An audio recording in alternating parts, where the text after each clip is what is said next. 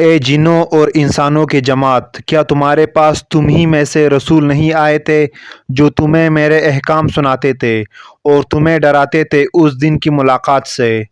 یہ آیات اس بات کی واضح دلیل ہے کہ جس طرح بنی نوح انسان میں پیغمبر مبعوث کیے گئے، اسی طرح قوم جنات میں بھی انہی میں سے نبی بھیجے گئے تھے۔ جنات کو آگ کے شعلوں سے پیدا کیا گیا۔ جنات علم ادراک اور صحیح و غلط میں فرق کرنے کی صلاحیت رکھتے ہیں۔ جناتوں کو انسانوں کی طرح احکام اور فرائض دیے گئے ہیں اور وہ ایک خاص شریعت پر چلتے ہیں۔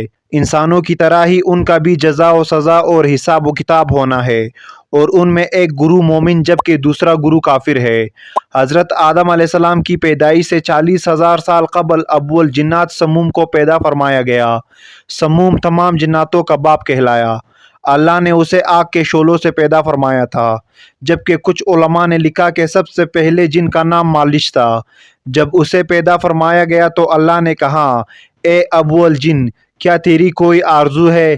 اس نے کہا، میری تمنا یہ ہے کہ ہم سب کو دیکھ سکے لیکن ہمیں کوئی نہ دیکھے، اور میری نسل کے ہر جنات ہمیشہ جوان رہے۔ اللہ نے اس کی یہ تمنا پوری فرما دی، لہٰذا جنات ہر مخلوق کو دیکھ لیتے ہیں لیکن دوسرے لوگ انہیں نہیں دیکھ سکتے، اور جب وہ مرتے ہیں تو زمین میں غائب ہو جاتے ہیں، اور ان کا بوڑھا بھی جوان ہو کر مرتا ہے، یعنی انہیں بچے کی طرح کم عمری میں لوٹا دیا جاتا ہے۔ پھر اللہ نے اس کی بیوی مرجا کو پیدا فرمایا۔ ان دونوں کے تعلق سے ایک لڑکا اور ایک لڑکی کی پیدائش ہوئی۔ کچھ عرصہ بعد ان کے بھی لڑکے اور لڑکیاں ہوئی۔ اس طرح ان کی تعداد بڑھتی چلی گئی اور وہ 70,000 کے قریب ہو گئے۔ لہٰذا اللہ نے ان پر قانون نافذ کر دیا، اور پھر وہ جوڑوں، خاندانوں اور قبیلوں کے شکل میں رہنے لگے۔ جب جنوں کے نسل میں اضافہ ہوا تو اللہ نے انہیں رتبوں کے اعتبار سے زمین، ہوا اور پانی میں آباد کر دیا۔ جب وہ زمین میں آباد ہوئے تو ایک مدت دراز تک اللہ کی عبادت کرتے رہے۔ پھر وقت گزرنے کے ساتھ انہوں نے اللہ کی نافرمانی شروع کر دی اور زمین میں خون خرابہ اور فساد پھیلانے لگے۔ ان کا ایک بادشاہ تھا جن کا نام یوسف تھا۔ اللہ نے یوسف جن کو نبوت کے عہدے پر فائز کیا تاکہ قوم جنات کو ہدایت ملے۔ یہ جنوں کے قوم میں بھیجے گئے پہلے نبی تھے۔ جب انہوں نے اپنے قوم کو دعوت حق دیا تو جنوں نے انہیں قتل کر ڈالا، لہٰذا اللہ نے بطور سزا دوسرے آسمان کے فرشتوں کا ایک لشکر بھیجا۔ اس لشکر کا نام لشکر جن تھا۔ ان میں ابلیس بھی تھا جو 40,000 جنوں کا سردار تھا۔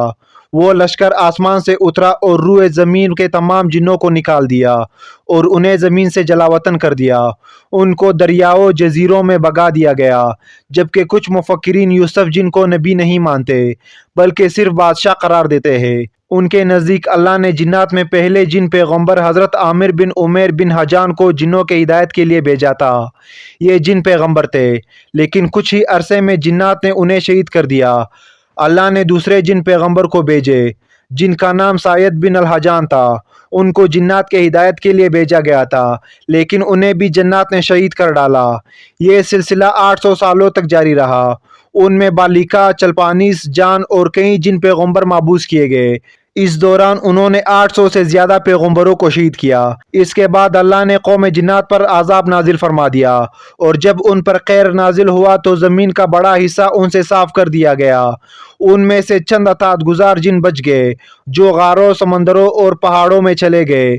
لہٰذا جنوں پر ایک لشکر بھیجا گیا جن کا سردار عزازیل یعنی ابلیس تھا۔ انہوں نے جنوں کو روئے زمین سے بھگا دیا۔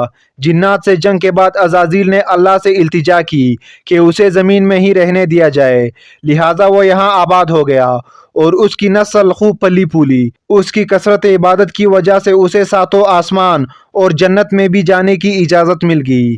پھر ابلیس نے روئے زمین کے جناتوں کو اپنے ساتھ ملانا شروع کر دیا۔ جنات کے 4 قبیلوں نے ابلیس کے ہاتھوں پر بیعت کر لی، جن کا نام کھن، دام، ممتاز اور مرامس تھا، جبکہ جنات کے 2 قبیلوں نے ابلیس کے راستے پر چلنے سے انکار کر دیا، جس کا نام بسمالہ اور ظافر تھا، جبکہ کچھ مورخین نے لکھا کہ عزازیل بھی جنات کے قبیلے سے تعلق رکھتے تھے۔ اس نے جنات کے ایک قبیلے بلوجان کی ایک لڑکی سے شادی کی، اور اللہ نے عزازیل کو ہزاروں بیٹوں اور بیٹیوں سے نوازا تھا۔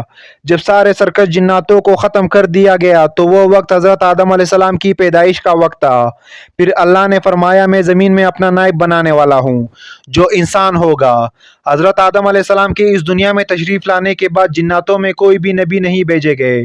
اس زمانے میں جناتوں کو ان پیغمبروں کی پیروی کا حکم تھا جو انسانوں کے درمیان مابعوث ہوتے تھے، لیکن جناتوں کی شرانگیزی اور فساد بڑھتی چلی گئی، یہاں تک کہ اللہ کے پیغمبر حضرت سلیمان علیہ السلام نے ان پر قابو پایا اور انہیں دوبارہ ان ویران اور پہاڑوں میں جانے کا حکم دیا۔